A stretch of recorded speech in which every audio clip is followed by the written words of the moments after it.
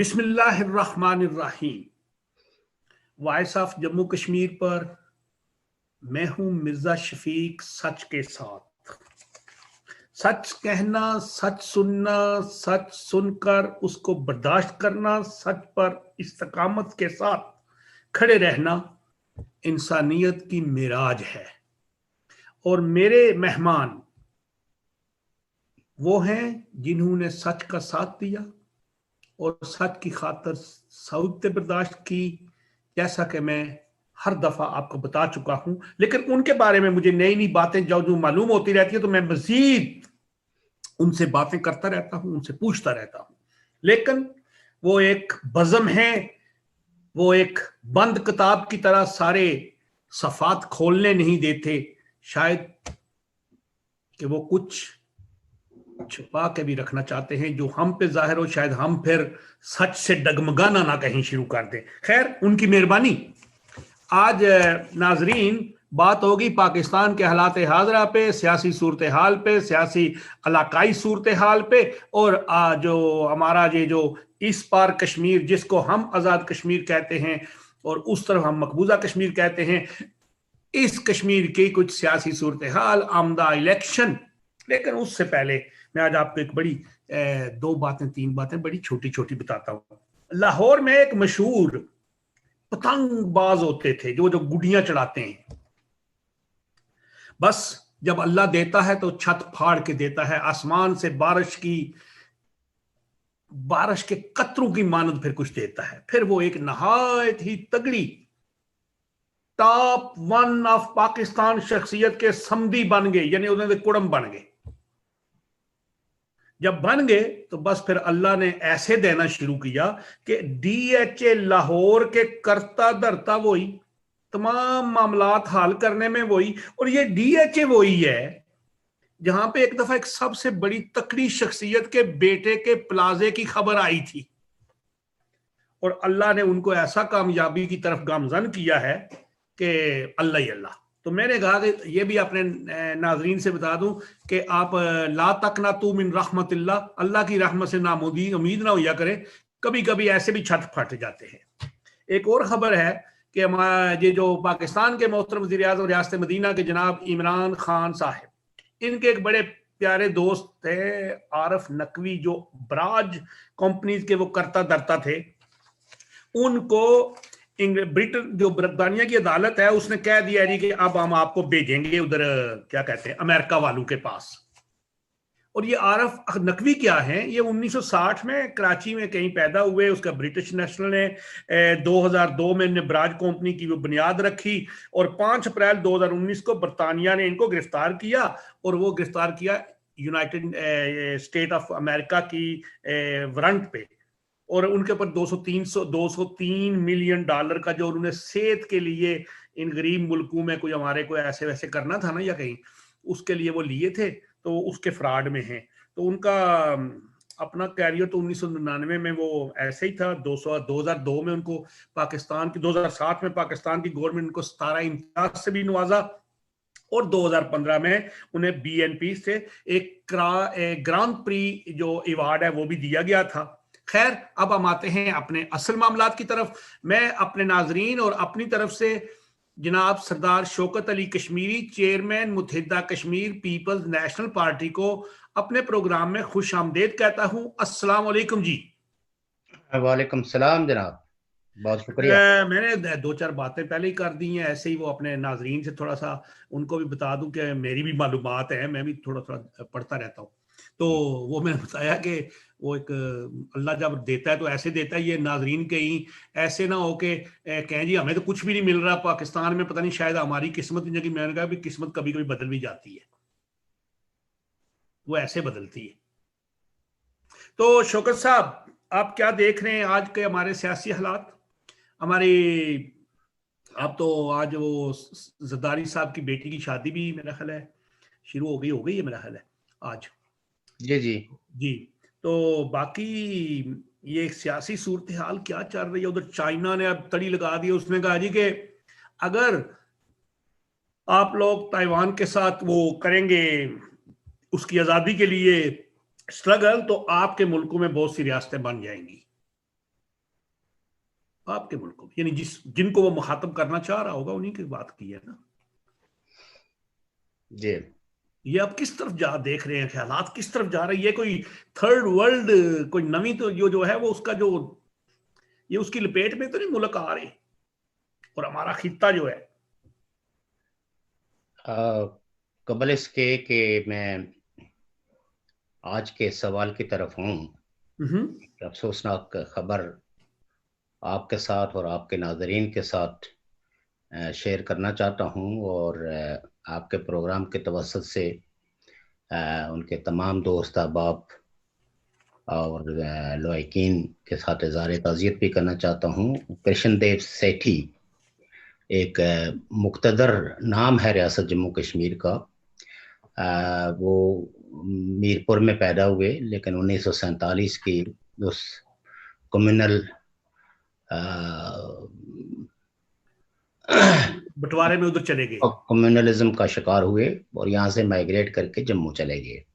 तो वह इससे कोई 3 दिन पहले अब इस दुनिया में नहीं रहे।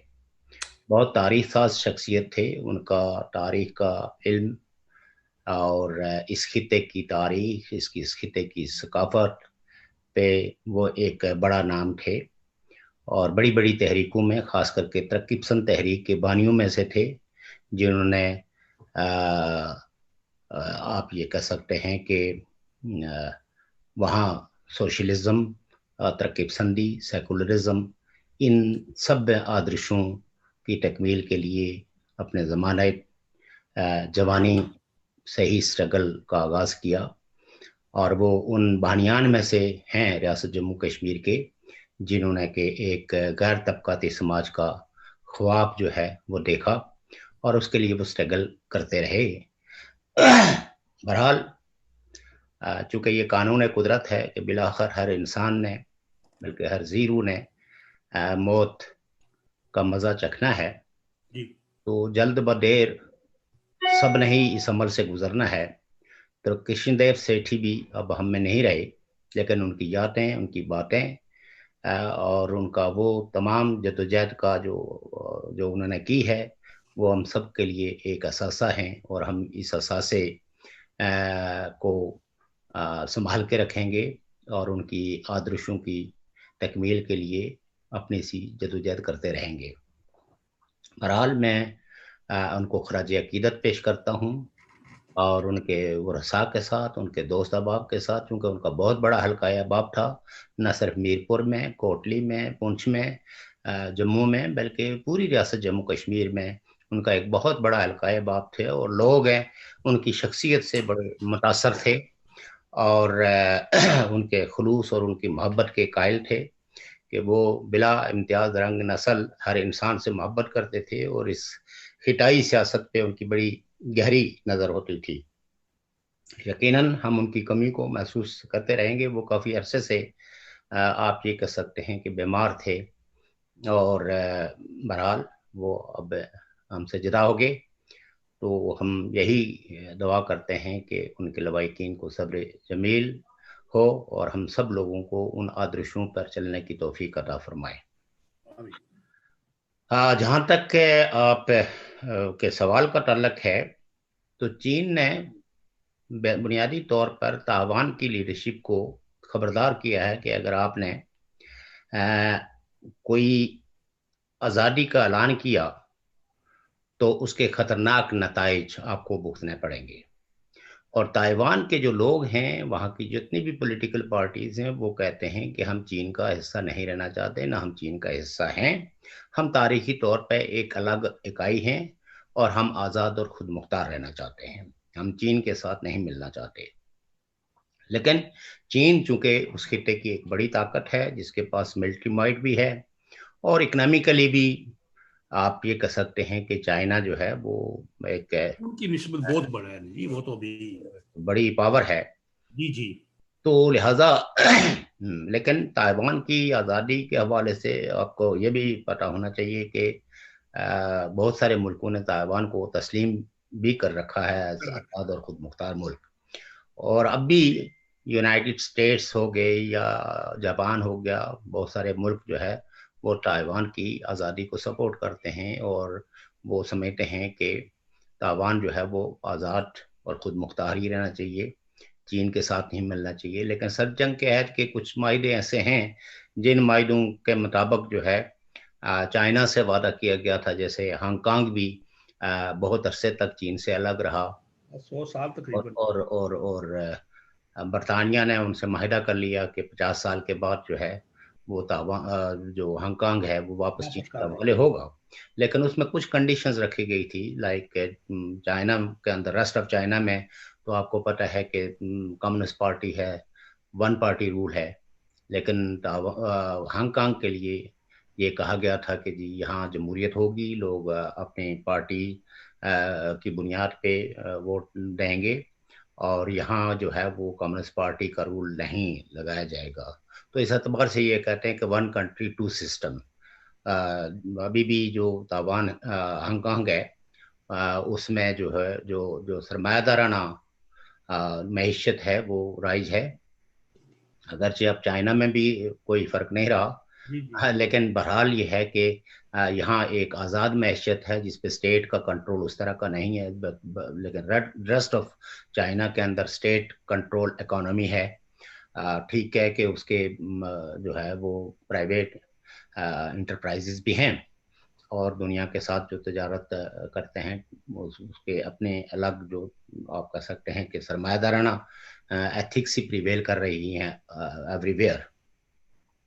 तो उसमें ये ताइवान के लोगों की जो है बहुत शदीद ख्वाहिश है कि ताइवान जो है वो आज़ाद होना चाहिए, आज़ाद रहना चाहिए, खुद मुख्तार रहना चाहिए और ताइवान को जो है वो किसी भी ज़ोर ज़बरदस्ती या ताकत के बलबूते पे चीन जो है वो उसको अपने अंदर ज़म ना करे। तो ये कशमकश है और इसमें यकीनन जापान भी है और अमेरिका भी है, इंडिया है, बहुत सारे मुल्क जो है वो चीन को खबरदार भी कर रहे हैं कि आप ताकत का इस्तेमाल अगेंस्ट ताइवानी नहीं कर सकते। तो एक स्टेटस को या एक डेडलॉक मौजूद है। चाइना चूंकि मुज़र है, इस बात पे मुसिर है कि इसको चाइना का पार्ट होना चाहिए, जबकि दूसरे मुल्क जो है वो कहते हैं कि ताइवानी अवाम की ख्वाहिशात के मुताबिक उसकी सालमियत को और उसकी मुख्तारी को जो है ना वो तस्लीम किया जाना चाहिए। तो ये जंग क्या रुख अख्तियार करती है अभी कुछ कहना कबल अज़ वक्त है, लेकिन बहरहाल ये एक आलमी सतह पे एक बड़ा इशू मौजूद है और इस पे किसी वक्त भी इलाकाई जंग भी हो सकती है। अगर चीन ने ज़ोर ज़बरदस्ती की तो यकीनन चीन के खिलाफ इक़दामात उठाने के लिए कुछ इलाकाई और बैनुल-अक़वामी ताकतें भी जो है वो इसमें ये अपना किरदार अदा करने के लिए तैयार खड़ी हैं। तो अब चाइना इस जंग को अवॉइड करने के लिए क्या इक़दामात करता है, ये चाइना की पॉलिसियों पे इन्हिसार है कि वो दाखिली किसी ज़रूरत के पेश नज़र ताइवान पे ज़ोर ज़बरदस्ती करता है या ताइवान के अवाम की ख्वाहिशात का एहतराम करते हुए वहाँ पीसफुल जो नेगोशिएशन है उसके रास्ते हमवार करता है। और बैनुल-अक़वामी बरादरी के लिए भी ये एक तरह का लम्हा है, लम्हा-ए फ़िक्रिया है कि अगर अगर ताकत की बुनियाद पे कौमों या इलाकों या लोगों की ख्वाहिशात का एहतराम ना किया गया और इसमें बैनुल-अक़वामी बरादरी ने कोई किरदार ना अदा किया, तो फिर माइट इज़ राइट जो है वो प्रिवेल करेगा और फिर वो तमाम जंगजू या वो इंताब-पसंद जो जो जद्दोजहद के पुरअमन रास्तों के मुखालिफ हैं, तो उनको ये कहने का मौका मिलेगा कि नहीं, आज की दुनिया में किसी भी कौम का मुस्तकबल जो है वो ताकत से ही हल होता है और ताकत के ज़ोर पे ही उसको आज़ादी दिलाई जा सकती है। तो यानी यूँ कह लीजिए कि पुरअमन जद्दोजहद के रास्ते जो है न सिर्फ मुश्किल हो जाएँगे बल्कि वो मसदूद भी हो जाएँगे और पूरी दुनिया में जंग के शोलों को हवा देने वाली कुव्वतें जो हैं वो ज़्यादा ज़ोर और शोर से ये नारे लगाएँगी और शायद इस ज़ोर और शोर में अमन की ख्वाहिश रखने वाली कुव्वतों की आवाज़ दब के रह जाए। तो मैं यही समझता हूँ कि आज के जो मुदब्बिरीन हैं, जो बैनुल-अक़वामी बरादरी है, वो अपना किरदार अदा करे और तमाम वो हुकूमतें जो ताकत के बलबूते पे कौमों की जो जिंदा रहने की, आज़ाद रहने की ख्वाहिश है, उसको ज़ोर ज़बरदस्ती से दबाने के बजाय वो रेफरेंडम की तरफ जाएं, वो कौमों की ख्वाहिशों का एहतराम करें। ये मेरी है। तो किसी वक्त हम ताइवान पे पूरा एक हिस्टोरिकल गुफ्तगू करेंगे कि कब चाइना और ताइवान एक था, फिर किस वक्त उसने अलहदगी अख्तियार की, और चाइना को ये गलतफहमी या ये उसका क्लेम जो है इसमें किस हद तक जो है वो कोई हकीकत है, और जो ताइवान के आज की जो पॉलिटिकल पार्टीज की जो डिमांड है, या वो ये जो आज़ाद और खुद मुख्तार रहने की जो ख्वाहिश किए हुए हैं, इसके अंदर तारीख कितनी एक उनकी इस ख्वाहिश को सपोर्ट करती है। तो इस पर कोई तफसीलन गुफ्तगू करेंगे। जैसे हमने पहले भी कहा था, जो किसान मूवमेंट है इंडिया के अंदर जिसने अब नया टर्न लिया हुआ है, उस पर भी हम तफसीलन गुफ्तगू कोई अगला प्रोग्राम करेंगे हम मुकम्मल उस पर। आज की एक और बात आपसे, क्योंकि हम तो फिर पता है आपको कि जिस खित्ते में जिस तरफ रहते हैं, हमें तो उनके मामलात से, अपने मामलात से ज्यादा दिलचस्पी होती है। अपनी आवाम के साथ अपने नाजरीन को उनके बारे में बताना बेहतर होता है। ये एक वो अदारा है ट्रांसपेरेंसी इंटरनेशनल जी, इन्होंने पहले भी वो नवाज शरीफ साहब के दौर में भी रिपोर्टिंग की थी, जरदारी साहब के दौर में भी, उससे फिर हमारे जो पाकिस्तान के मोहतरम वज़ीर आज़म इमरान खान साहब ने, इन्होंने एक इस्लामाबाद में धरने में भी कहा था कि ये देखें, ये मैं नहीं कह रहा, ये ट्रांसपेरेंसी इंटरनेशनल की रिपोर्ट है। और कल उन्होंने परसों एक रिपोर्ट शाया कर दी है। अब उस पर बड़ा वो फड्डा बना हुआ है, रफड़ बन गया जी कि ये क्या हो गया। उन्होंने कहा जी पाकिस्तान ने तरक्की की है ये पिछले 2.5 साल में। उन्होंने कहा जी वो कैसे। उन्होंने कहा जी वो गए करप्शन जो थी ना, उस पर मजीद आगे चला गया दुनिया में। यानी जो उसकी पहली रेशो थी ना, वो उनके दौर में उससे ये बढ़ गए। और ये करप्शन हो कहां रही है, मसला ये है सारा। जबकि सेहत के मुलाजमीन मुजाहरा करते हैं कि जी हमें कुछ नहीं, हमारे वाजबात नहीं दिए जा रहे, हमें हमारी पोस्ट नहीं दी जा रही। क्लर्कों के मुजाहरे इस्लामाबाद में हो रहे हैं, LHVs के मुजाहरे हो रहे हैं, जो लेडी हेल्थ विजिटर्स हैं, और उनके ऊपर उनको तशद्दुद भी किया जाता है। वो पार्लियामेंट के दरवाजे तक आते हैं, कोई वजीर उनको मिलने नहीं जाता। और ये आज एक और ख़ास बात बताऊं कि PTI के एक वजीर हैं सीनियर पंजाब में, अब्दुल अलीम खान, उन्होंने परसों कल वो अपनी हाउसिंग सोसाइटी के कब्जा ग्रुप को भेजा, तो 2 बंदे, एक बंदा मार दिया, एक बंदा जख्मी हो गया। तो आज उन पर भी दहशतगर्दी वगैरह का पर्चा बन गया है। तो ये जो ट्रांसपेरेंसी इंटरनेशनल की रिपोर्ट होती है, इसके बारे में जरा हमारे नाजरीन को आप थोड़ा खुलकर बताएं कि इनका क्या, इसकी हैसियत क्या होती है, इनका क्या तरीकाकार होता है कोई रिपोर्ट। क्योंकि मैं नहीं चाहता कि पाकिस्तान को ऐसे ही कोई ऑर्गेनाइजेशन उठ के बदनाम करना शुरू कर दे। अच्छा तो नहीं है ना। देखिए, जो ट्रांसपेरेंसी इंटरनेशनल है, इसका हेडक्वार्टर ब्रसल्स में है, और ये तकरीबन दुनिया के सारे ही मुल्कों में ऑपरेट करती है। अच्छा। और मुख्तलिफ इदारों के साथ जो है वो तावन से ही, यानी मुल्की, जैसे जब पाकिस्तान की रिपोर्ट मरतब करेगी तो यकीनन जो है वो पाकिस्तान के बहुत सारे इदारों के साथ मिलके, वहाँ की NGOs के साथ, वहाँ की शख्सियात के साथ, या वो लोग जो पॉलिसी मेकिंग में कोई ना कोई उनका, और फिर वहाँ से एक परसेप्शन लेते हैं कि भाई यहाँ इस वक्त इस हुकूमत के बारे में लोगों की अमूमी परसेप्शंस क्या है। अच्छा, उस परसेप्शन का तरीकाकार उन्होंने ये रखा हुआ है कि जो वहाँ सर्वे होते हैं, जो मुख्तलिफ ऑर्गेनाइजेशनें करती हैं, जो जिनकी कहीं ना कहीं क्रेडिबिलिटी तो होती ही है, तो और वो सर्वे एक असर भी डालते हैं पॉलिटिक्स में भी, और जाहिर है कि इंडिकेटर्स बताते हैं कि इस मुल्क की जो इस वक्त की सियासी सूरत हाल है, माशी सूरत हाल है, इंतज़ामी सूरत हाल है, वो क्या है। तो ये बेसिकली डेटा उन ऑर्गेनाइजेशनों से उन उन उन उन से लेते हैं जो ऑर्गेनाइजेशनें मसलसल हर 6 महीने के बाद, साल के अंदर 2-3 ऐसे सर्वे करते हैं, और उसमें जो परसेप्शन बिल्ड होती है, इनके अपने रिसर्चर्स होते हैं जो उस रिसर्च के नतीजे में देखते हैं कि किन किन इन सर्वेज के नतीजे में कौन कौन सी फील्ड्स हैं जिसके अंदर किसी हुकूमत ने तरक्की की है, या तनाज़ुली का शिकार हुई है।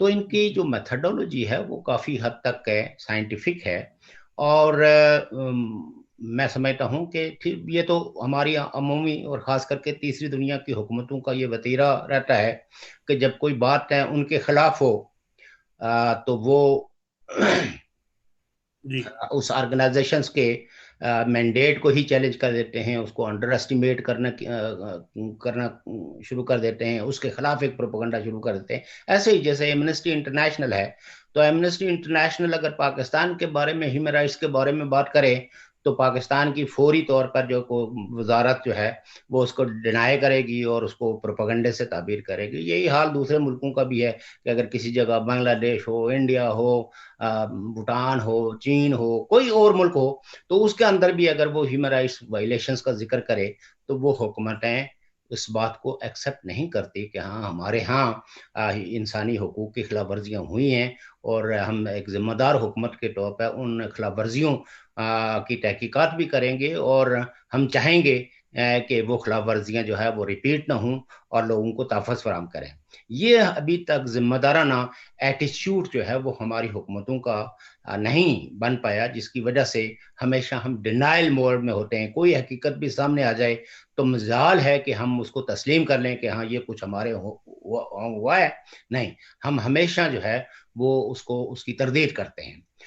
तो इसी तरीके से ट्रांसपेरेंसी इंटरनेशनल के साथ भी यही होता है कि जिन जिन हुकूमतों को वो रेटिंग देते हैं कि इस मुल्क के अंदर जो है वो करप्शन में, लॉलेसनेस में, जुडिशरी के यानी अदल के निज़ाम में कोई इम्प्रूवमेंट हुई है या कोई डिक्लाइन हुआ है, तो वो अमूमी तौर पर हुकूमतें उसको रिजेक्ट करती हैं, और पाकिस्तान भी उनमें कोई एक्सेप्शन नहीं है। यही वजह है कि पाकिस्तान ने कि जो मुख्तलिफ वज़रा हैं और जो मशीरान हैं, वो एमनेस्टी इंटरनेशनल की इस रिपोर्ट को जो है वो डिनाई कर रहे हैं, बल्कि वो कंफ्यूज करने के लिए ये भी कहते हैं कि ये तो दरअसल ये रिपोर्ट जो है वो 2018 के बारे में है, कुछ कहते हैं 2017 के बारे में है, लेकिन 2020 जी मैंने वो पूरा पढ़ा है। इसमें हम लोग 5 मुल्कों के बराबर आते हैं। पाकिस्तान के साथ खड़ा है शाने से शाना मिला के बोलीविया, किर्गिस्तान, मेक्सिको और कीनिया। तो पहले इस बात को समझ लिया जाए कि हवाला जात के तौर पर जब तकाबल किया जाता है और इंटरनेशनल जो मतलब ट्रांसपेरेंसी इंटरनेशनल जब रेटिंग करती है, तो वो अगर ये करार देती है कि इस मुल्क ने इस फील्ड के अंदर जो है यहाँ डिक्लाइन किया, ये यहाँ इसने जो है वो कमी हुई है इसमें, या इसमें बढ़ोतरी हुई है, तो उसमें वो हवालाजात के तौर पर माजी की हुकूमतों, माजी के सर्वे जो होते हैं उनका भी वो जिक्र करती है। तो लिहाजा इसमें अगर कोई 2018 के किसी सर्वे का जिक्र है या 2019 के सर्वे का, तो वो एक हवाले के तौर पर है। वो रिपोर्ट जो है, और ये कह देना कि कई लोगों को जी अंग्रेजी नहीं आती तो लिहाजा वो इसको गड़बड़ कर देते हैं। सवाल ये है कि क्या ट्रांसपेरेंसी इंटरनेशनल ने 2016 को नहीं रिपोर्ट छापी, 2017 को नहीं छापी, 2018 को नहीं छापी, तो उस वक्त तो 2019 और 20 का कोई हवाला नहीं था। सो आज जब 2021 में ट्रांसपेरेंसी इंटरनेशनल की रिपोर्ट छप रही है, तो वो यकीनन 2000 जो है वो 20 के बारे में है, और 2020 में जो इंडिकेटर उसने शो किए हैं वो ये कहते हैं कि पाकिस्तान में जो करप्शन हुई है, पाकिस्तान में जो निज़ाम अदल है, इसमें डिक्लाइन आया है, इसमें निज़ाम अदल में कोई इम्प्रूवमेंट नहीं हुई है, और करप्शन पे कोई कदगन नहीं लगी, बल्कि करप्शन बढ़ी है, लॉलेसनेस बढ़ी है, फ्रीडम ऑफ एक्सप्रेशन जो है वो कटेल हुई है। तो लिहाजा उन मुल्कों की कैटेगरी के अंदर पाकिस्तान जो है वो अब 124वें नंबर पे है, जो 2018 में पाकिस्तान जो है वो 116 या 17 नंबर पे था। तो इसमें इजाफा हुआ है, और क्रैक्स इसका यही है कि पाकिस्तान के अंदर जो जो जो जो जो मसाइल हैं वो बड़े हैं, रिश्वत बड़ी है, करप्शन बड़ी है, और लोगों की सोचों पे पहरे ज्यादा बैठाए गए हैं। तो आइडियल सिचुएशन तो हमने कभी भी ये नहीं कहा कि कोई भी ऐसी हुकूमत है जिस हुकूमत के अंदर जो है वो कोई आइडियल सिचुएशन रही है या वहां मुकम्मल तौर पर जो है वो रूल ऑफ लॉ है। लेकिन जो तकाबल किया जाता है माजी की हुकूमतों से, तो इस हुकूमत ने या आज 2021 में जब पाकिस्तान के इंडिकेटर्स को देखा जा रहा है तो उन इंडिकेटर्स के मुताबिक यह है कि यहाँ करप्शन बढ़ी है। अब चूंकि हुक्मरानों के खास करके जो मोहतरम इमरान खान साहब के जो दावे थे, उनका तो एक ही दावा था कि हम इस मुल्क को करप्शन फ्री करेंगे। और उन्होंने तो 30 दिन कहा था कि, और फिर साथ में बहुत सिंबॉलिकली और बहुत लाउडली ये कहा था कि जब सरबराह जो है वो करप्ट नहीं होता तो उसका फैज जो है वो पूरी सोसाइटी पे ऐसे पड़ता है कि करप्शन खुद ब खुद नापैद हो जाती है। और हम 30 दिन के अंदर, तो मैं तो बिलखुसूस उन लोगों में से था और हमारी बहुत लोगों के साथ उस वक्त भी कभी पाकिस्तान के हालात पे जब बहस मुबासा होता था तो मैं ये कहता था कि ये बहुत बुलंदबांग दावे हैं और इन इन इन दावों में कोई सच्चाई नहीं है। क्योंकि करप्शन जो है उस वक्त तक किसी सिस्टम किसी किसी जगह खत्म नहीं हो सकती। और पूरी दुनिया में आज जिनमें, बल्कि कई लोग कहते हैं ना जी जमहूरियत आ जाएगी अगर बहुत सही रियल डेमोक्रेसी आ जाए तो रिश्वत खत्म हो जाएगी। भाई जिन माशरों के अंदर रियल डेमोक्रेसी है, आज भी कोई मुल्क ये दावा करके नहीं कह सकता कि वो मुल्क जो है वो करप्शन फ्री सोसाइटी। वो तो सर न्यूजीलैंड और ये स्विट्जरलैंड और सिंगापुर भी बीच में शामिल है। जिस वक्त जो है वो करप्शन को बहुत ज्यादा है पाकिस्तानी सियासत के अंदर जो है वो हाईलाइट किया जा रहा था और पाकिस्तान के सारे मसाइल को करप्शन के साथ जोड़ा जा रहा था, तो मैं उस वक्त भी ये बात कहता था। और हमारे बहुत सारे अहबाब जो जो इमरान खान के इस स्लोगन से बहुत ज्यादा मुतासर थे और वो भी ये बिलीव करते थे। खास करके हमारी पार्टी के अंदर भी कई लोग थे जो ये समझते थे दयानतदारी के साथ कि वाकई पाकिस्तान की गुर्बत का, पाकिस्तान की बेरोजगारी का, पाकिस्तान के सारे मसाइल का तल्लक है जो है वो करप्शन से है और करप्शन की वजह से दरअसल पाकिस्तान के ये हाल हुआ है।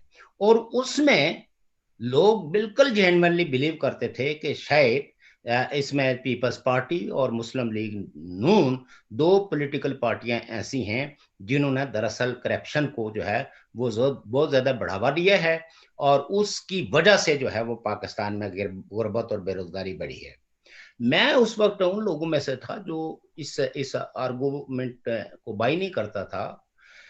लेकिन चूंकि क्या कहिए ये हमारे कारकुन तो बेचारे इतने सियासी तौर पर हैं, उनको उनको वो मौके मैसर नहीं हैं कि जिसकी वजह से वो पूरे सिस्टम को और हर तरह की चीज़ों को समझ सकें।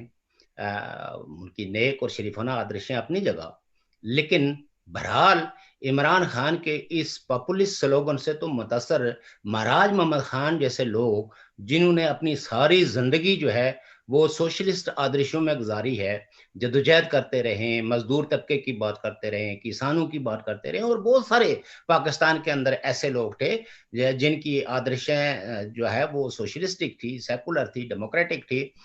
वो भी मुतासर होके कई लोग जो है ना वो पीटीआई में शामिल हुए। महाराज मोहम्मद खान जैसे लोग भी जो बड़े जहांदा और जिन्होंने बड़ी तहरीकों के अंदर हिस्सा लिया हुआ है, बड़ी नाम जी बहुत बड़ा और बहुत बड़ा नाम था, उन तक के लोग जो है वो इस बात से मुतासर हुए हैं। तो लिहाजा हमारे अगर ये जो middle class lower middle class workers हैं इनमें से अगर कोई मुतासर हो जाए तो ये कोई अचंभे की बात मेरे लिए स्पेशली नहीं थी, चूंकि इन्होंने कभी किसी इंस्टीट्यूशन के अंदर मुनज़्ज़म शऊर तो हासिल ही नहीं किया।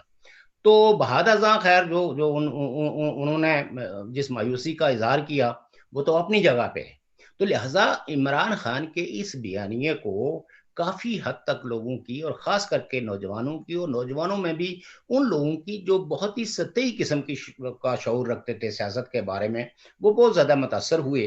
और उन्होंने ये एक तरह का वो सोच लिया कि अगर पाकिस्तान में इमरान खान जो है वो वजीर आजम बनेंगे तो फिर जो है वो पाकिस्तान के जो तरक्की और तामीर का एक दौर शुरू हो जाएगा। और यकीनन जो है ना, यहाँ जो करप्ट पॉलिटिशियंस हैं, ब्यूरोक्रेट्स हैं, जर्नल्स हैं, वो सब जो है उनके खिलाफ जो है वो बहुत तादीबी किस्म की कार्रवाइयां होंगी।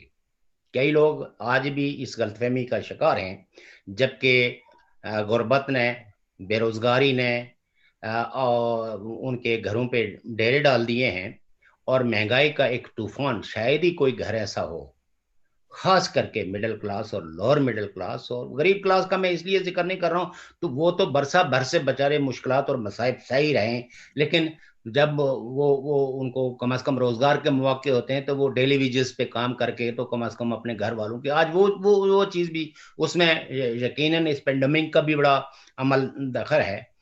तो लिहाजा वो लोग आज, कुछ लोग आज भी उम्मीदें लगाए बैठे हैं कि इमरान खान जनाब अब कोई ऐसा करिश्मा करेगा कि पाकिस्तान की इकानमी में एकदम बूम आ जाएगा, पाकिस्तान से करप्शन नापैद हो जाएगी।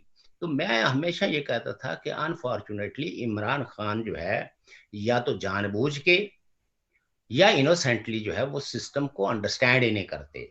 ये सारी जो चीजें हैं, देखें एक मुल्क का सिस्टम है, फर्ज करें पाकिस्तान का, मैं चूंकि वहीं पला बड़ा हूं और मुझे और जो आजाद कश्मीर है वहां भी, वहां आप ये देखिए कि तमाम महकमे जिनके पास फंड्स जाते हैं और वो फंड्स जिस वक्त पब्लिक के लिए इस्तेमाल होते हैं, तो महकमा, बाज महकमे जैसे PWD है, तो मेरे दौर में वो जो भी ठेका, फर्ज करें कि वो सड़क के किसी एक माइल का देते थे या किसी बिल्डिंग की तामीर का कोई ठेका होता था, चाहे वो स्कूल की हो, चाहे वो डिस्पेंसरी की हो, चाहे वो कोई गवर्नमेंट इमारत, तो उसमें ठेका जब मिलता था किसी को, तो उस ठेके के अंदर सबसे पहले 10% कट तो महकमा ही लगा देता था। जी, वो ओवरसीयर एसडी और आगे पीछे करके, जी जी। ना ना ना ना ना ना ना 10% तो हो गया महकमे का।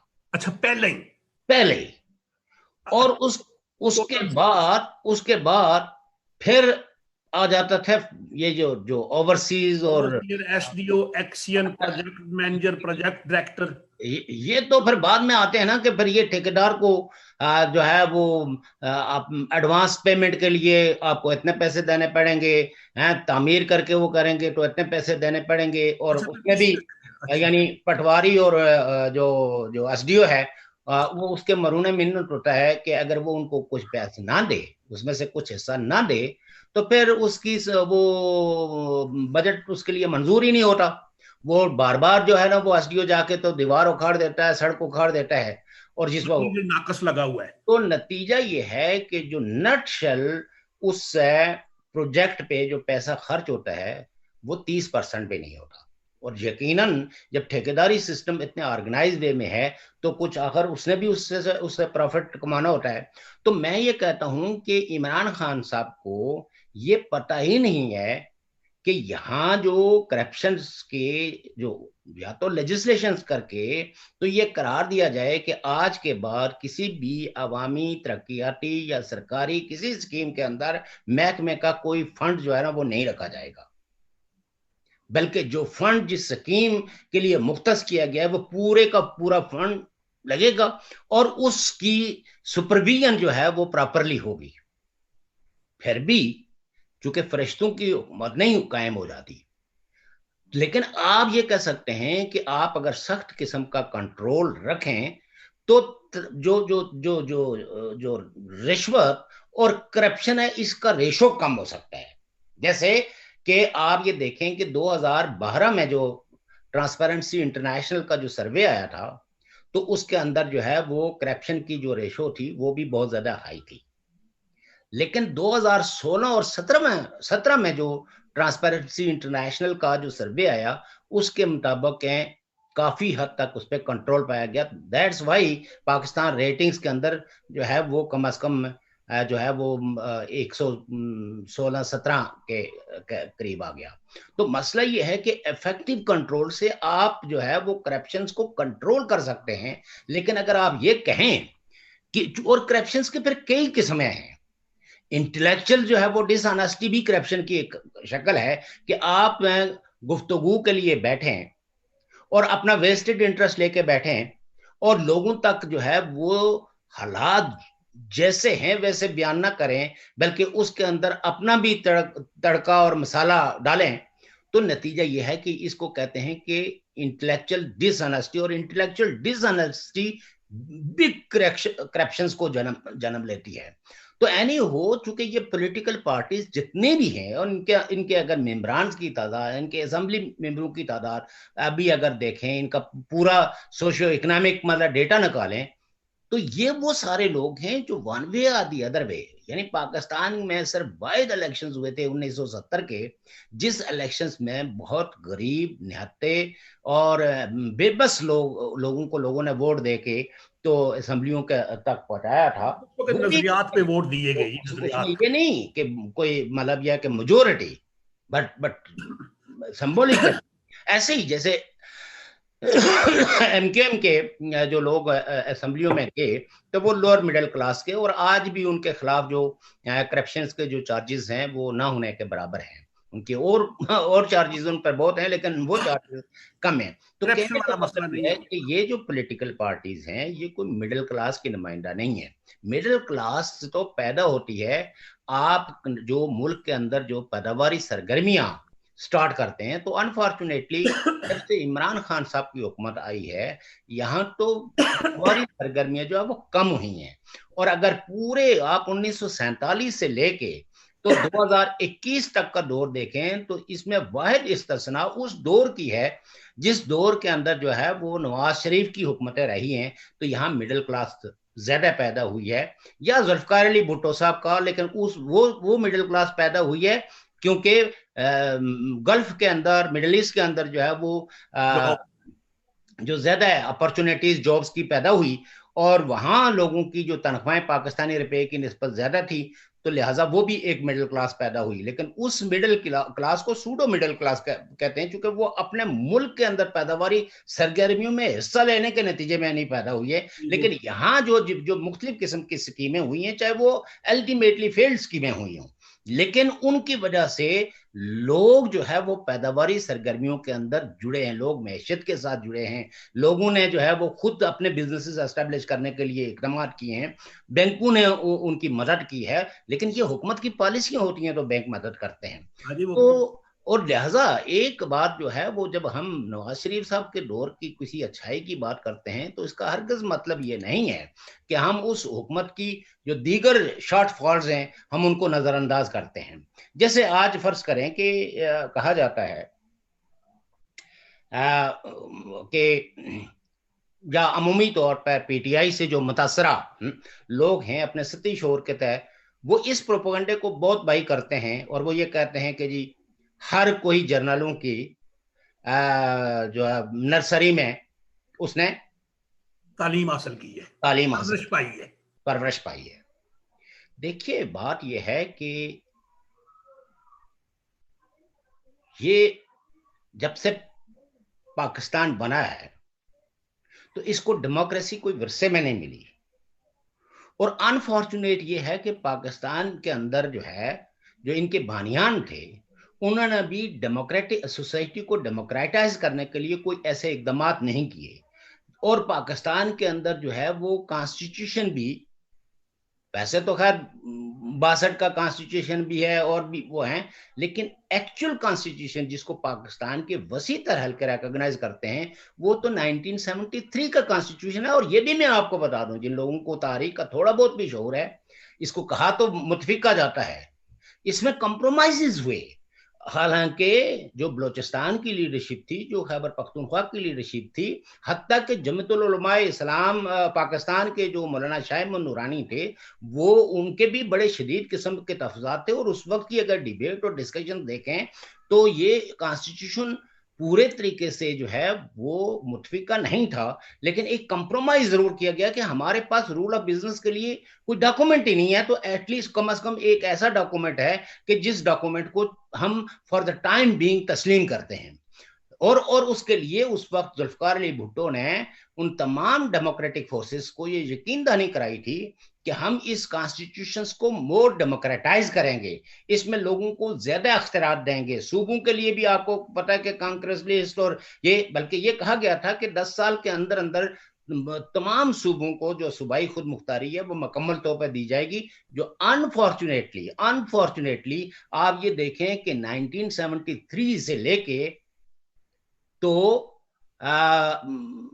2008 तक वो सूबाई खुद मुख्तारी या उस कॉन्स्टिट्यूशन का जो सोल एंड स्पिरिट था उस पर अमल दरामद नहीं हुआ। ये तो 18th अमेंडमेंट के बाद आप ये कह सकते हैं कि सूबों को आपने कुछ अख्तियार दिया, और आज भी वो जो अख्तियार जो है वो एक मुंतखबा असम्बली ने जो दिया था, उस असम्बली के उस अख्तियार को, उस कॉन्स्टिट्यूशनल अमेंडमेंट को मुख्तलिफ हीले बानों से जो है वो आप ये कह सकते हैं कि उसमें तरमीम करने की, उसको खत्म करने की कोशिशें हो रही हैं। कभी जो है वो सदारती निजाम के शोषे छोड़े जा रहे हैं। तो सो दैट ये जो पॉलिटिकल पार्टीज हैं इनको लोगों को समझना चाहिए कि ये कोई रेवोल्यूशनरी पार्टीज नहीं है, लेकिन कुछ पॉलिटिकल पार्टीज के पास इकोनॉमी को थोड़ा सा बेहतर करने का ही मनसूबाबंदी या प्रोग्राम है। और खास करके जो 1947 से लेके इस वक्त तक पाकिस्तान के जो मिलिट्री जनरल्स जो हमेशा इख्तदार के अंदर जो है ना, या तो जब उनको जरूरत पड़ती है डेमोक्रेटिक एक सिविलियन फेस की, तो उस सिविलियन फेस के अंदर भी असल ताकत उन्हीं के पास होती है। और वो पॉलिटिकल पार्टीज जो उस वक्त बरसरा इख्तदार होती हैं उनके पास कुल्ली अख्तियार नहीं होता अवाम को डिलीवर करने के लिए, इलाकाई तौर पर या अड़ोस पड़ोस के अंदर अच्छे ताल्लुकात बनाने के लिए उनको वो मैंडेट नहीं दिया जाता।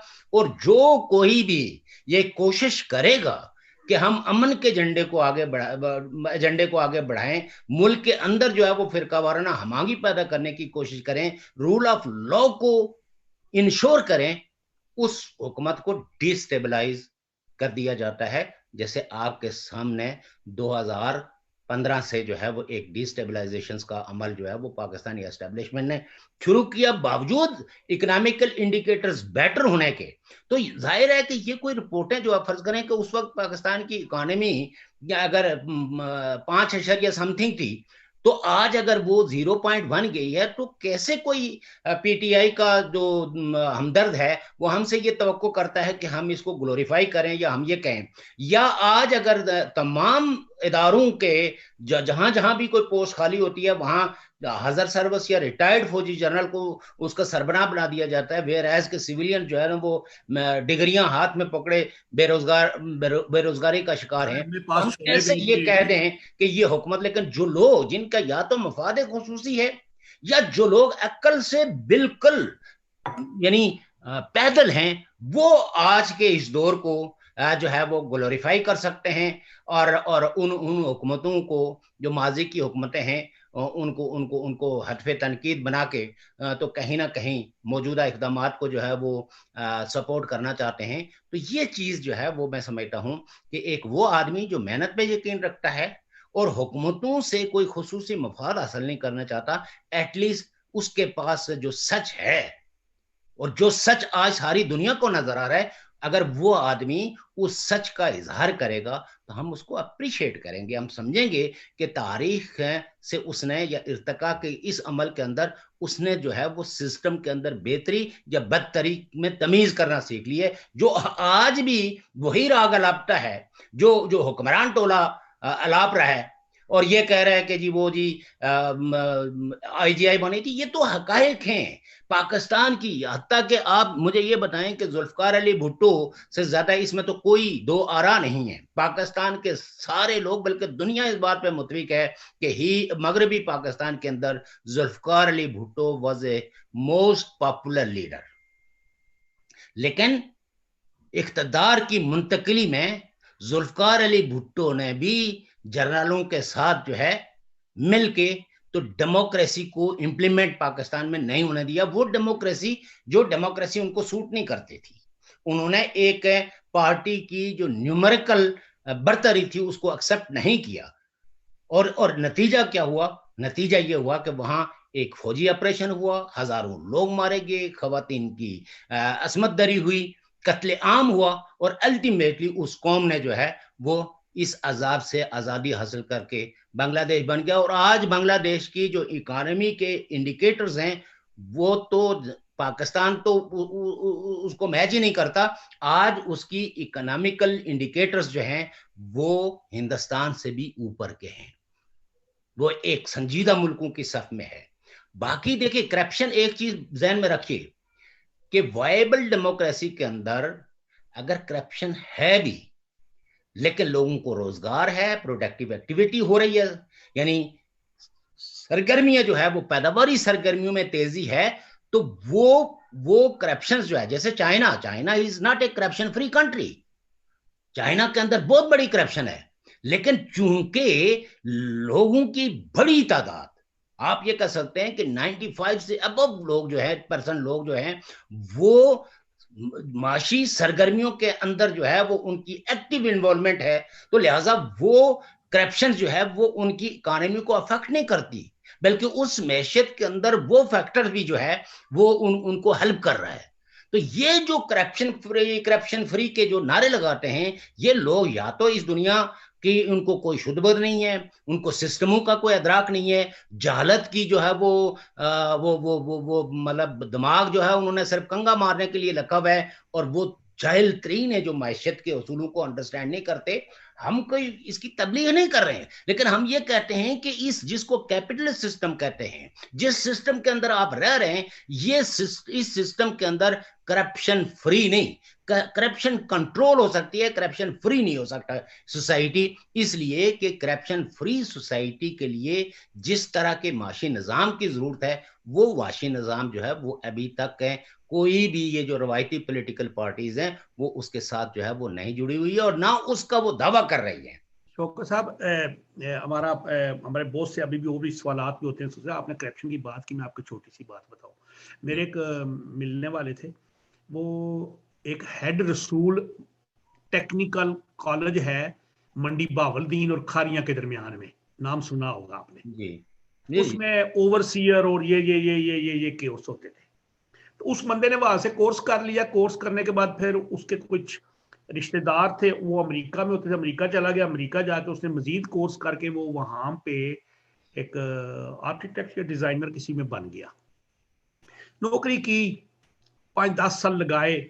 तो उसका एक दोस्त होता था जो यहाँ पे पीछे ओवरसीयर बन गया था इधर पाकिस्तान में। तो उसने उसको कहा यार मुझे भी एक दफा अमेरिका बुलाओ, मैं देख लूं। कहता यार ठीक है। उसने वीजा भेजा, वो चला गया उधर।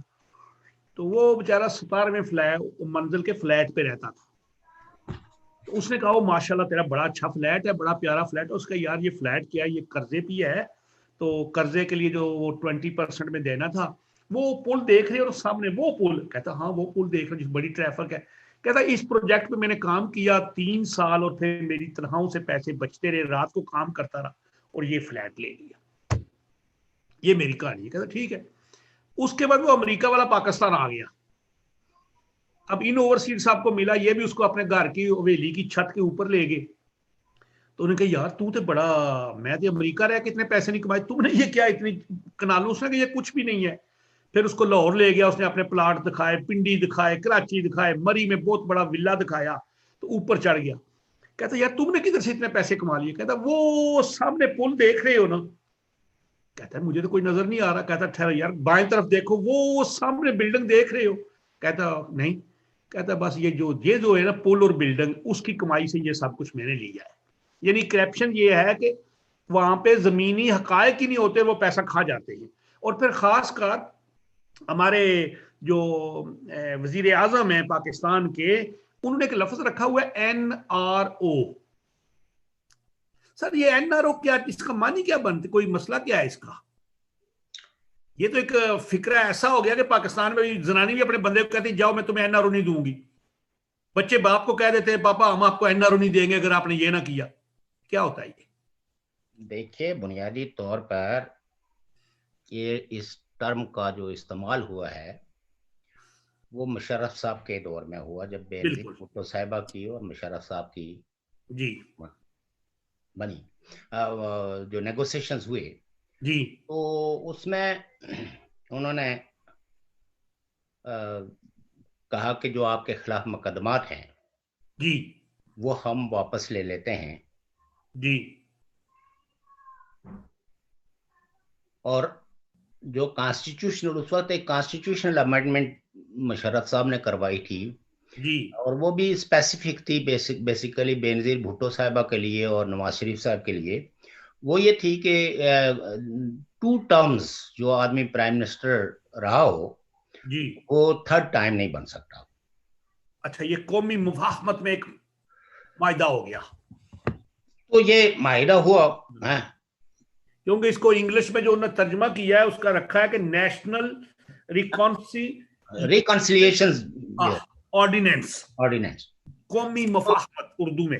तो बात यह है कि वो बेनजीर साहिबा ने कहा कि हमें ये जो आपने मुकदमात हमारे खिलाफ बनाए हैं इनको आप इसी तरह रहने दें, हाँ। लेकिन जो 3rd टाइम प्राइम मिनिस्टरशिप क्या जो आपने किया है ये आप वापस ले लें। बहरहाल वो उसको कहा गया कि जी एनआरओ हो गया, नेशनल रिकंसिलिएशन ऑर्डिनेंस जो लिया गया, तो उसके मुताबिक है।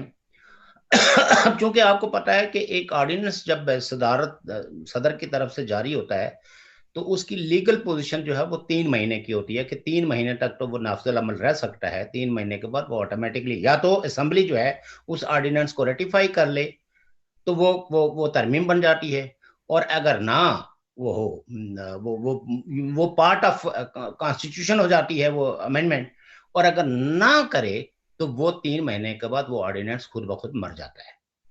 लेकिन आपको ये भी मैं बता दूं कि जो मुशर्रफ साहब ने एनआरओ किया था पीपल्स पार्टी के साथ, बेनजीर भुट्टो साहिबा के साथ, वो सारा जो है वो सुप्रीम कोर्ट में चैलेंज हो गया था और किसी भी फर्द का केस वापस नहीं लिया। ये अलग बात है कि कोर्ट में अपीयर होने के बाद बहुत सारे लोग उन केसेस से बरी हो गए जो सियासी बुनियादों पे बनाए गए थे। बस वो मेरा मकसद यही था कि इसका तो मानी बेसिकली एक मफामत का वो था। लेकिन मैं ये कहता हूं कि भाई अगर पाकिस्तान, 2 चीजें हैं, मेरा तो मानना यह है कि पाकिस्तान इन आदाब के साथ, इन अदाओं के साथ, इस तरह के तौर अतवार के साथ ये मुल्क कभी सरवाइव नहीं कर सकता।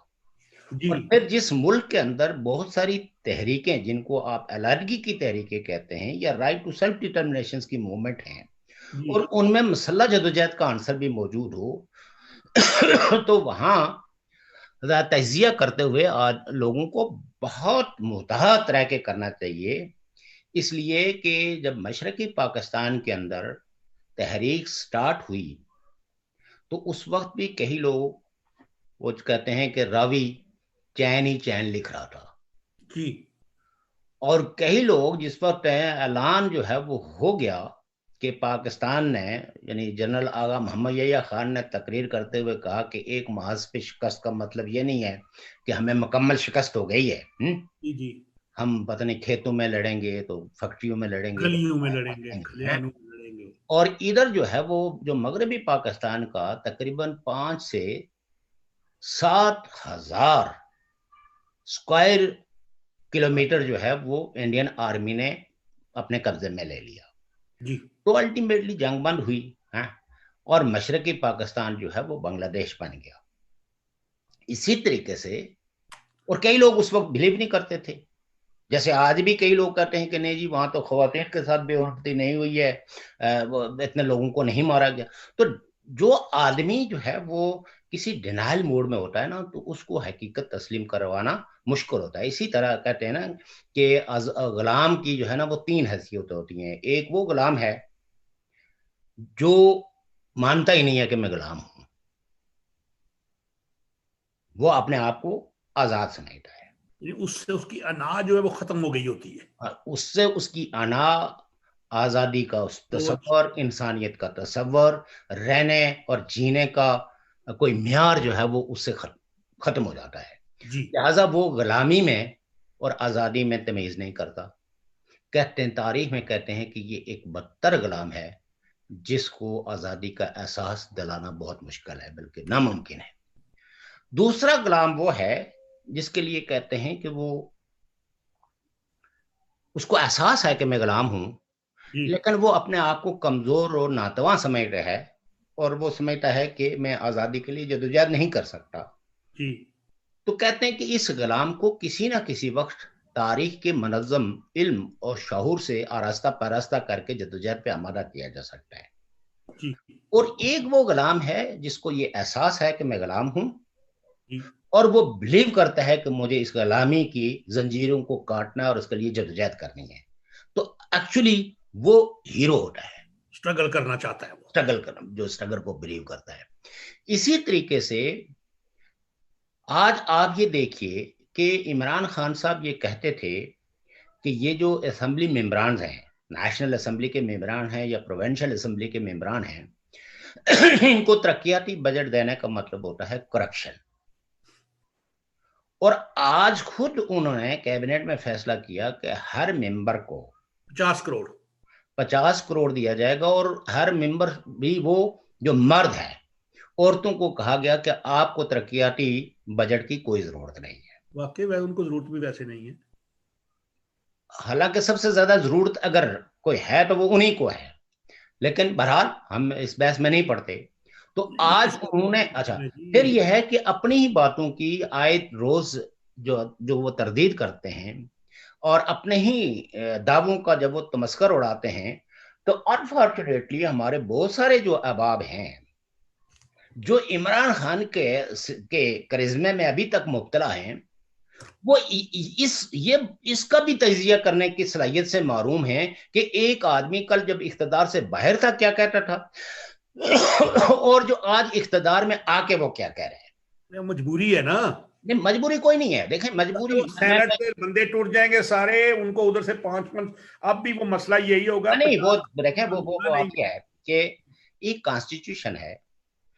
अच्छा, अगर पॉलिटिकल पार्टीज को अपने मेंबरान असेंबली पे, प्रोविंशियल असेंबली के मेंबरों पे जिनको आपने टिकट दिया है, जी। जो अवाम से मैंडेट लेके मुंतखब हुए हैं, जी। अब आपको ये यकीन नहीं है कि ये आपके नामजद करदा सेनेटर्स को वोट देंगे, बल्कि आप ये कहते हैं कि ये कुछ पैसे लेके तो मुखालिफ को वोट दे सकते हैं। तो आप ये देखिए कि एक मुल्क का प्राइम मिनिस्टर अपने ही नुमाइंदों की किस कदर तजलील करता है, और उनके शौर पे, उनकी कमिटमेंट पे, उनके फैसलों पे किस तरह के शक व शुबे का इजहार करके वो चाहता है कि असेंबली के मेंबरान को डिसिप्लिन करने के लिए शऊर की जरूरत नहीं है, बल्कि ऐसी कानून साजी तो पहले से मौजूद है। फ्लोर का क्रॉसिंग का कानून मौजूद है कि कोई भी अगर पार्टी को 2018 में बलूचिस्तान में क्या करवाया था उनको पता है ना कैसे हुआ था। देखिए, बात यह है कि जब उसका हल ये नहीं है कि आप इंतखाब का तरीकाकार बदल दें, उसका तरीकाकार यह है कि आप अपनी पॉलिटिकल पार्टीज में अपने सियासी कारकुनों की इतनी तालीम और तरबियत करें, उनको डिसिप्लिन सिखाएं, और उनको एतमाद दें, और उनकी बामी मशवरत से जो है, वो जब लीडर्स जो है वो बाला बाला बैठ के अपने जाती और पसंद और नापसंद के उम्मीदवारों को नामजद करते हैं, तो फिर जो जो जो मेंबरान्स हैं वो भी सेनेटर के इंतखाब में अपने आप को समझते हैं कि हम जिसको आपने नामजद किया है ये तो आपका कोई चेला चांटा होगा, इसकी कोई पॉलिटिकल खिदमत मेरे मुकाबले में कुछ भी नहीं है। तो पॉलिटिकल पार्टीज को चाहिए कि जब वो सेनेटर्स को नामजद करें तो वो अपने प्रोविंशियल असेंबली के मेंबरान्स को राय दें। मुमकिन है वो कोई किसी बेहतर आदमी को सेनेटर बना दे। तो जब आप उनकी आराह नहीं देते, अब उनको आप एक डंडे से हाँक के तो अपने पसंद के आदमी के बैलेट बॉक्स में जो है वो वोट डलवाना चाहते हैं, और दूसरी तरफ आपने 50 करोड़ की बोली भी लगाई गई है, तो आप इसका मतलब यह है कि ना आपको अपने ऊपर, ना अपने पार्टी के ऊपर, ना अपने पार्टी के वो मेंबरान जो मुंतखब होके असेंबलियों में पहुंचे हैं उन पे कोई एतमाद है। लिहाजा अब आप चाहते हैं कि जनाब ये लोग जो है वो हाथ खड़ा, मैं कहता हूं कि अगर खुदा ना खास्ता कल हाथ खड़ा करने की ये शिक, यानी जो सुप्रीम कोर्ट है वो ये अमेंडमेंट कर भी दे, और जो लोग वोट नहीं देना चाहते वो उस दिन कोई बहाना करके ना हाजिर हों और वोट ना कास्ट करें, तो उसके उस पे तो कोई सजा लागू नहीं होती, फ्लोर क्रॉसिंग भी उस पे नहीं आती। और मैं ये कहता हूं कि अगर कोई वोट, अगर कोई ऑर्गेनाइज पार्टी जो है वो इन इलेक्शंस को विन करना चाहती है, तो वो यही तरीका अख्तियार करे कि आप हमें वोट मत दें। आप वो 20 बंदों को मैनेज कर ले कि 20 बंदे जो है वो पंजाब, अगर नून लीग मैनेज कर ले 20 बंदों को, या पीटीआई 20 बंदों को मैनेज कर ले, तो नताइज जो है वो टोटली डिफरेंट आ सकते हैं और उनको वोट देने की तकल्लुफ भी नहीं होगा। तो लिहाजा ये अपने ही बनाए हुए कॉन्स्टिट्यूशन, अपने ही बनाए हुए उसूलों को जब आप डिविएट करते हैं इस खतरे के पेश नजर के इसमें मुझे कोई किसी नुकसान का एहतमाल है, और उसके बाद आप जो है वो ज्यादा से ज्यादा कवानीन का सहारा लेना चाह रहे होते हैं, तो ये इस बात की निशानदेही है कि पाकिस्तान तारीख की एक इंतहाई वीक विकेट पे खड़ा है, और जो शख्स उस मुल्क को इस वक्त लीड कर रहा है, जो इख्तदार की कुर्सी पे बैठा हुआ है, उस आर्मी के सामने ना कोई उसूल है, ना कोई उसके सामने कोई टारगेट है। उसका एक ही टारगेट है, जो अगर मुख्तलिफ इमरान खान की जो सियासी कलाबाजियों का आप तजिया करें, तो वो ये था कि वो इस कुर्सी पे पहुंचना चाहता था और अब इस कुर्सी पे बैठा रहना चाहता है, किसी भी किस्म के चैलेंज को जो है वो बर्दाश्त नहीं करता।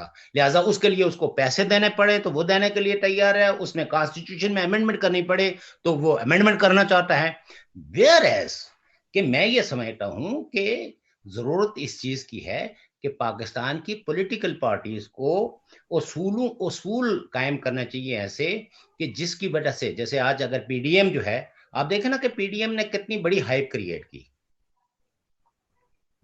और मैं उस प्रोपेगेंडा को बिल्कुल भाई नहीं करता हूं कि पीडीएम खत्म हो गई या पीडीएम कमजोर हो गई। हाँ, उसमें आप ये कह सकते हैं कि पीपल्स पार्टी ने जिस तरह की तजावीज पब्लिकली रखी हैं, उन तजावीज की वजह से पीडीएम के अंदर एक यानी एतमाद की कमी जरूर नजर आ रही है। लेकिन पीडीएम जो है अगर अदम एतमाद की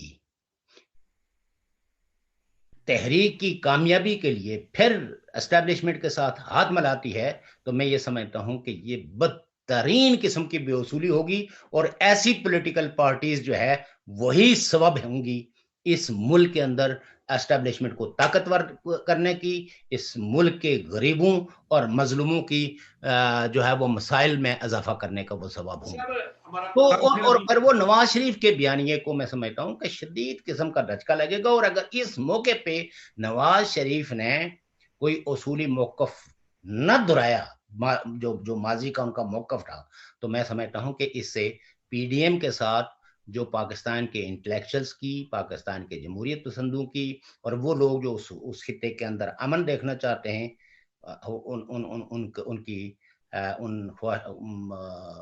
उम्मीदों को बहुत किस्म का। जोकर साहब, हमारा प्रोग्राम हमेशा अल्हम्दुलिल्लाह अभी टाइम है हमारे पास, लेकिन 2-4 बातें और भी करनी है जो लाजमी आपसे करनी है जी, अगर आप इजाजत दें तो। जी वो करें, लेकिन बहरहाल हमारे प्रोग्राम को 1 घंटा हो गया, तो मेरे ख्याल में 10 मिनट से ऊपर नहीं होना चाहिए। चलो कोई 10 मिनट कर लेते हैं, और मैं थोड़ी सी 2-4 सवाल, लोगों ने सवाल बड़े, मुझे एक पूरा एक आपके लिए एक पैगाम आया हुआ है जी, ये मैं आपको बता रहा हूँ कि ये वो नहीं, मैं इसलिए कह रहा हूँ कि आप ये ना सोचें कि मैं कोई अपनी तरफों कोई मसले, वो कुछ लोग होते हैं ना, आप पेश करें। नहीं, कुछ लोग होते हैं कि वो किसी बंदे की मद्दासराई करते करते इतने होते हैं, तारीफ और तौसीफ पे भूल जाते हैं, तो जिले उसके साथ थोड़ा होता है ना कुछ ऐसे कोई प्रॉब्लम, तो फिर वो ऐसे पीछे जाते हैं जितने कोरोना मरीज से बंदा डिस्टेंस रखता है। जी। ये एक शख्स हैं, इन्होंने स्पेशल आपके लिए मुझे कहा है कि ये शौकत साहब से इस पे एक प्रोग्राम कराएं। उन्होंने कहा कि आजाद कश्मीर के बारे में ये पूरा उन्होंने मुझे डिटेल दिया, मैं आपको ये पूरी भेजूंगा। ठीक है, तो ठीक है, लेकिन ये आज मैं बात नहीं कर, ये 50 सवाल है। ठीक। अच्छा, वो ना करप्शन की बात हुई, तो यूटिलिटी स्टोर्स के जो चीफ फिनेंशियल ऑफिसर थे ना, उन्होंने एड्डी वड्डी रिपोर्ट जी भेज दी वजीर आजम को।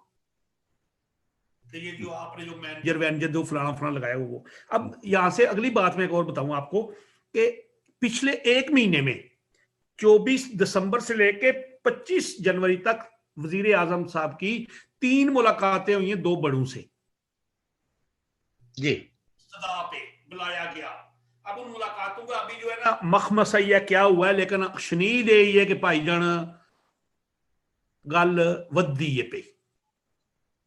उसके बाद मैंने आपसे एक और बात करनी थी, जिसको वो मैंने आपको बताया कि मैं अगले प्रोग्राम में आपसे जरूर करूंगा बात। मुझे ना आपने अभी नवाज शरीफ साहब के बयानिए की बात हुई थी, मुझे एक अगले दिन एक मैसेज सा पढ़ने का मौका मिला। जब नवाज शरीफ और मरियम नवाज शरीफ वापस आई थी ना, जब वो अरेस्ट हुई थी, वो लंदन से आई थी पहली, जब बेगम कुलसूम नवाज को बीमार छोड़कर, उस बंदे ने बताया जहाज में वो रेंजर्स और पुलिस और अदारे नवाज शरीफ को गिरफ्तार करने के हमलावर हुए ना, तो उसी वक्त मरियम नवाज ने बाप के कंधे पे हाथ रख के ना, तो आप उसके आगे खड़ी हो गई, तो चलने लगी। कहता है ये मंजर ऐसा था कि वो बंदा कहता है, वो बड़ा एक शायर शायराना सा बंदा है, उसने कह रही जब जुल्म हो रहा होता है ना, तो उस वक्त कुदरती तौर पर इंसान को हिम्मत मिलती है, खा वो मर्द हो या औरत, क्योंकि वो ताकत जमीर की आवाज और इंसानियत की तदबीर से आती है। अदारू ने कई लोगों को लीडर बनाया होगा पहले, लेकिन जो लीडर जुल्म के मुकाबले में बनते हैं वो जेन्युइन होते हैं। और आज पाकिस्तान के पास एक खातून रहनुमा मरियम नवाज शरीफ उस मंजिल की तरफ जा रही है। क्या आप समझते हैं कि ये खातून, ये वो जो बेनजीर वाला एक मसला बना था हमारा, एक पास एक शख्सियत आई थी, उस तरफ बन जाएगी? देखिए, बात ये है, मैं तो ऐसी कोई हाई होप नहीं रखता हूं, क्योंकि अगर गुज़श्ता 2 साल की ऊंच नीच को देखें और नून लीग की सियासत और उसके अहदाफ देखें, तो मैं नहीं समझता हूं कि मरियम नवाज साहब अभी कोई रेवोल्यूशनरी लीडर हैं। इन्होंने जैसे नवाज शरीफ साहब अब तो उसको जो उनके मुखालिफिन है वो एक्सप्लॉइट ही करते हैं कि बीमारी का बहाना बना के तो बाहर गए, लेकिन अगर वो बहाना ना भी हो, लेकिन एक बात नवाज शरीफ साहब के हिस्से में ये बातें ज़रूर आती हैं कि जब मुशर्रफ साहब के खिलाफ एक तहरीक स्टार्ट हो गई और मुस्लिम लीग नून वहाँ एक MRD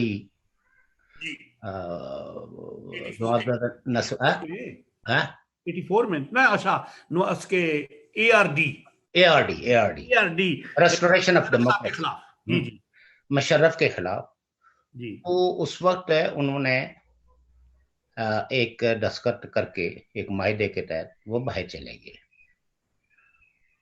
देखिए, सियासतदान जिस वक्त मौत पे यकीन नहीं करेगा ना और जदोजहद के अमल में अपना रवैया नॉन कॉम्प्रोमाइजिंग नहीं दिखाएगा, तो उस सोसाइटी के अंदर बेहतरी नहीं आती। जब लीडर कॉम्प्रोमाइज की तरफ जाता है, एक है कि आप जलावतन हो गए, जैसे सिकंदर मिर्जा को अयूब खान ने जहाज में बैठा के जहाज को रवाना कर दिया कि अब ये जिधर भी हैं इस जाके बहरूत में छोड़ आओ। तो जब आप दस्तखत करके जाते हैं अपने पूरे बावर्चियों समेत, तो ये एक है, मैं समझता हूं कि उनकी जदोजहद पे एक कलंक है। और उसको भी लोगों ने किसी न किसी शक्ल में उनको मार्जिन दे दिया, बुला दिया कि जुल्फकार अली भुट्टो साहब डट के फांसी लग गए, तो लीडर्स को मरना नहीं चाहिए बल्कि लीडर्स को डिलीवर करना चाहिए। लेकिन आप जो है वो 2 साल तक आपने एक खामोशी अख्तियार कर ली और मरियम नवाज साहिबा का जो ट्विटर अकाउंट है वो खामोश हो गया।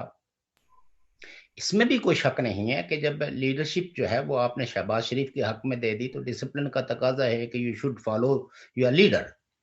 लेकिन नवाज शरीफ और मरियम नवाज कोई आम तरह के कारकुन नहीं हैं कि जिनको शहबाज शरीफ के हर इकदाम की हमायती करनी है। उनका अपना एक बयानिया जो जो नवाज शरीफ साहब को जब ओस्ट किया गया था तो आपने जो है वो इस्लामाबाद से लेकर लाहौर तक जो मार्च किया, जिसमें लोगों को कहा कि किस तरह जमहूरी हुकूमतों के खिलाफ हैं डिस्टेबलाइजेशन का अमल शुरू किया जाता है, एस्टेब्लिशमेंट के खिलाफ, जुडिशरी के खिलाफ आपने और बहुत जेन्युइन सवालात उठाए थे। तो अगर उस मौके पे वो कंसिस्टेंट रहते, या जैसे फर्ज करें कि आपने जो पीडीएम बनने के बाद आपने एस्टेब्लिशमेंट को टारगेट किया तो उससे पीडीएम की एक उठान जो है ना वो बन गई। आप यकीन जानिए कि ये पीडीएम का अलायंस नहीं था जिसने लोगों को अट्रैक्ट किया। ये नवाज शरीफ की तकारीर थी कि जिन्होंने उन तकारीर के नतीजे में एक उम्मीद बनवाई कि अब फौजी जर्नलों के एहतसाब का वक्त आ गया है और एस्टेब्लिशमेंट को इख्तिदार से बेदखल करने का वक्त आ गया है जी। लेकिन फिर ये जो पीरियड जा रहा है गोमगो का, कन्फ्यूजन का, क्यास का, तो इसमें जो है वो मुस्लिम लीग नून के पास जो तल्ख तजर्बे, उन तल्ख तजर्बों की रोशनी में उसको आवाम की रहनुमाई बिला खौफ व खतर करनी चाहिए। ये जो नासहीन जो है वो उनको बताते रहते हैं कि हमें वहां तक नहीं जाना चाहिए जिससे इख्तिदार के दरवाजे, हमें ऐसा इख्तिदार जिस इख्तिदार को 3 दफा आपने एंजॉय किया और आपको मुलाजमों की तरह ट्रीट किया गया, आपको अपने अख्तियारात का इस्तेमाल नहीं किया गया, एक अवाम के मकबूल रहनुमा के तौर पर आप फैसले करने पे कादर नहीं थे, तो वैसा इख्तिदार जो है उसके उसूल के लिए अगर आप कॉम्प्रोमाइज करते हैं तो सोसाइटी के अंदर तो कोई तब्दीली नहीं आएगी। तो लिहाजा अभी नवाज शरीफ साहब को और मोहतरम मरियम नवाज साहिबा को जो है मैं समझता हूं कि जद्दोजहद का अभी हकीकी फेज तो शुरू ही नहीं हुआ है।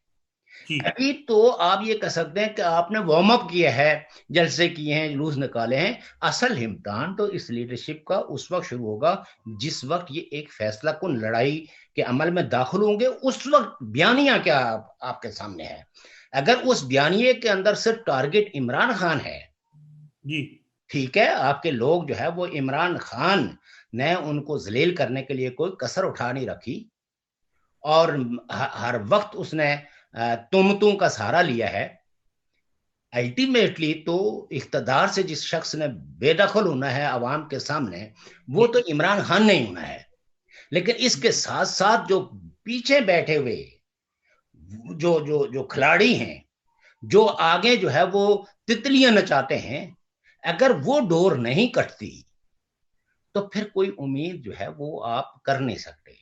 और पाकिस्तान के लोगों की जिंदगियों के अंदर कोई भलाई नहीं आएगी। और नवाज शरीफ साहब को और मरियम नवाज साहिबा को जो है वो बिला खौफ और खतर जो है वो अपने बयानिए को रीइटरेट करना चाहिए, उसको दोबारा बयान करना चाहिए ताकि किसी किस्म का कोई कन्फ्यूजन और क्यास ना हो।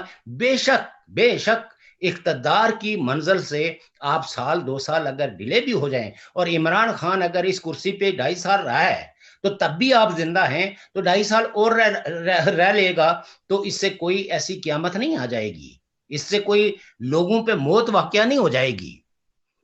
लेकिन सियासत के अंदर उसूलों को परवान चढ़ाना जो है और उसूलों के खातर लड़ना, उसूलों की खातर जेल के अंदर जाना जो है, उससे एक उसूली सियासत जन्म लेती है और लोग फिर इंस्पायर होते हैं ऐसी पॉलिटिक्स से जो पॉलिटिक्स लोगों को कुर्बानी सिखाती है। ये जो कमर्शियलिज्म पॉलिटिक्स में आया है सियासत के अंदर कमाओ की जो पॉलिसी आई है, जो पहलू आया है, जिसकी वजह से सियासी कारकुन जो है वो अपनी मंजिल से बहुत दूर हो गया है, इसको दोबारा पटरी पे उतारने के लिए जब तक लीडरशिप को वो कुर्बानियां तो तारीख में लीडरशिप ने नहीं दी है, वो कुर्बानियां देने का वक्त आ गया, तब जाके तो आप सियासत के अंदर जो है ना एक पहले मनसी, एक नेक और शरीफाना आदर्श ला सकते हैं और सियासी कारकुनों को एक नस्बोलाइन मिलेगा। अदरवाइज तो आज के दौर में तो हर आदमी ये समझता है कि डंग टपाओ, सियासत में पैसा कमाओ, कोई ना कोई जो है वो और कुछ नहीं तो सोशल मीडिया पे बैठ के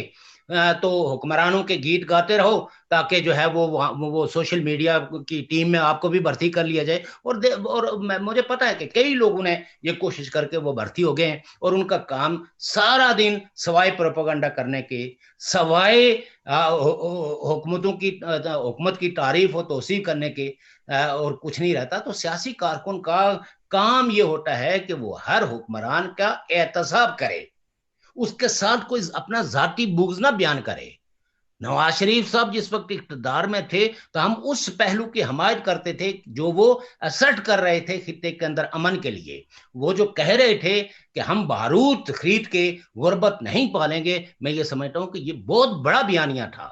हिंदुस्तान के साथ अच्छे ताल्लुकात के लिए ये पाकिस्तान की इकोनॉमी के लिए बहुत जरूरी था, लेकिन उस एजेंडे को डिरेल किया गया। तो इमरान और आज एक ऐसी पॉलिसी है जिसको आप पॉलिसी कह ही नहीं सकते सिवाय इसके कि तू मैं। आज की सियासत में पाकिस्तान के अवाम को कुछ भी डिलीवर नहीं हो रहा सिवाय तू के, सिवाय मैं के, सिवाय गाली के, सिवाय गालम गलोच के और एक दूसरे की किरदार कुशी के। तो लिहाजा ये अमल तभी रुकेगा जब अपोजिशन की पार्टियां, अपोजिशन की जो लीडरशिप है वो गैर मामूली कुर्बानी देगी, गैर मामूली। ये रवायती कुर्बानी नहीं कि एक जलसा कर लिया उसके बाद बैठ के फिर एक दावत खा ली, फिर उसके बाद जो है ना दूसरा जलसा कर लिया, फिर बैठ के दावत खा ली। नहीं, इस लीडरशिप को अपने जिस्म से गोश्त और खून निचोड़ना होगा, तब जाके जो है वो इस मुल्क के अंदर कोई बेहतरी की तब्दीली आएगी। ये 70 सालों से जो लोग जोके बन के पाकिस्तान के लोगों का खून चूस रहे हैं, इन जोकों को बदन से निकाल के बाहर फेंकना कोई आसान काम नहीं है। और जो लोग ये समझते हैं कि एक दिन के अंदर कोई हथेली पे जो सरसू जमाने चाहते हैं और जो ये समझते हैं कि वो बस पीडीएम ने जलसे कर लिए, पीडीएम नाकाम हो गया, तो उन लोगों को भी ये याद रखना चाहिए तो एक दो दिन की तारीख नहीं है। प्रोग्राम अभी तवील हो गया। मतलब यह है कि मरियम नवाज साहिबा की जहानत को मैं अप्रिशिएट करता हूँ, इंटेलिजेंट हैं, बोल्ड हैं। उन्होंने इस अरसे के अंदर ये जो महीना 2 महीने में जिस तरह लोगों को एक्टिवेट किया है, अपने कारकुनों को एक्टिवेट किया है, एक बयानिया को असर्ट किया है, तो ये अच्छी बात है। लेकिन अब इसमें तसलसल होना चाहिए। शौकत साहब, बात यह है कि हमारा प्रोग्राम तवील हो गया, 1 मिनट 2 मिनट में नाजरीन से बात करता हूँ। मेरे नाजरीन, आपने शौकत कश्मीरी साहब के ख्यालात सुने, हमने उनसे बहुत मुस्तफीद हुए और उन्होंने हमें बहुत कुछ बताया, बहुत सी चीज़ों के बारे में हमने जो उनने पर्दा उठाया। हम इंशाल्लाह अगला प्रोग्राम भी उनके साथ करेंगे। और अगले प्रोग्राम से पहले मैं 2-3 बातें करना चाहता हूँ। एक शेर था, बिछड़ा कुछ इस अदा से कि सारा शहर ही रुत ही बदल गई, एक शख्स सारे शहर को वीरां कर गया। तो जहांगीर तरीन ऐसा शख्स था जो सेनेट की रौनकें बहाल कर सकता है, और वो बिछड़ा हुआ था। अब हमारे वजीर आजम को उसकी बड़ी याद आ रही है। सुना है कि जो पैगाम है वो इस तरह भेजे जा रहे हैं कि जनाब, हम तो एक ही थे, एक ही रात थी, बस कुछ देर के लिए कुछ पगडंडियां बदली थी। अब उनको वापस लाने की कोशिश की जा रही है। चलो, उधर मरियम नवाज शरीफ ने यह कहा एक सवाल पे कि परवेज इलाही साहब को वजीर आला बनने का बना सकते हैं। उन्होंने कहा जी बन जाते।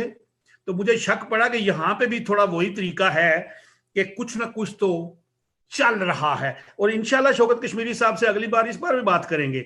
और शहबाज गुल और शिबली फराज साहब के दरमियान इख्तियारात का बड़ा झगड़ा, प्रेस कॉन्फ्रेंस, उन्होंने कहा चुप कर, वज़ीर इत्तलात और नशरियात मैं हूं और ये मेरा काम है, और इंशाल्लाह अगली दफा लेकिन एक आपको मतलब वो कर दूं जी जी कि वो शहबाज गिल साहब को तो उन्होंने डांट दिया इसलिए कि मैंडेट मेरा है एज वजारत इत्तलात और नशरियात के जी, लेकिन दूसरे दिन जो है उनको दूसरे एक मशीर के साथ बैठ के फिर प्रेस कॉन्फ्रेंस करने पड़ी। वो डाटा था, हैं वो डाटा ऐसा ये आप नहीं कहा। दूसरी बात यह है कि जहांगीर तरीन और ये सारे लोग एक ही थैली के छठे पट्टे हैं, और ये जाती छोटी मोटी नाराजगियां जो है वो इनमें ये अरे 200-300 अरब की लड़ाई सी की कर दे, छोटी मोटी किधर जी, 200 अरब सी पाकिस्तान के कॉन्टेक्स्ट में ये छोटी मोटी लड़ाई ही है। 22 करोड़ हर बंदे में 10 रुपये दियो बन दे, जहां वो हर एंकर बैठ के जो है ना वो खरबों की बात करता है। तो उस एतबार से जिस आदमी को ये हुकूमत बनाने का सेहरा है, उसने अगर कोई 3-4 अरब रुपया कमा लिया किसी 200 अरब, ये तो जुमला मोतरीजा था। फिर इस पे बात करेंगे इंशाल्लाह। लेकिन पीएम साहब की मसरूफियात पता है आजकल क्या है? आखिरी बात नाजरीन को बताऊंगा, अगली दफा शेयर करूंगा। वो हर रोज तर्जमानों को बुला के ये कहते हैं कि इतनी तारीफ करो कि मैं एक नेक ते बहादुर लीडर जरा बड़े दौर बाद बड़े अरसे बाद मिलिया, लिहाजा लोगों को मेरी कदर करें। और हर जो है ना वो अब उनको नमाजी परहेजगार तस्बीह उनके बाएं हाथ में होती है, कभी दाएं हाथ में शेरू की संगल दाएं में और कभी वो टाइगर की बाएं में, तो कभी वो चप्पल समेत ही खड़े होते हैं नमाज के पीछे, बिल्कुल जहाँ नमाज के पीछे चप्पल आधी उतारी होती है, नमाज नहीं थी, इतने ही परहेजगार हो गए और वो धूप में नमाज पढ़ते हैं। खैर हम इस पे अगली बार बात करेंगे, ये उनका जाती मसला है, हमारा नहीं, अल्लाह और अल्लाह उनका मामलात जाने, हम तो हकूक़ बाद में आते हैं। अच्छा शौकत साहब बहुत बहुत शुक्रिया, आपकी बहुत नवाजिश। इंशाअल्लाह अगले प्रोग्राम में हम आपको फिर मिलेंगे और अपने नाज़रीन से बात करेंगे। और अगले प्रोग्राम में आजाद कश्मीर से राजा साजिद महमूद जो सहाफी हैं, उनका एक तवील खत आपके नाम है, वो मैं आपको पढ़ के भी सुनाऊंगा, फिर उसके बारे में आप बात करेंगे। Thank you. इंशाल्लाह। अल्लाह हाफिज जी। अल्लाह।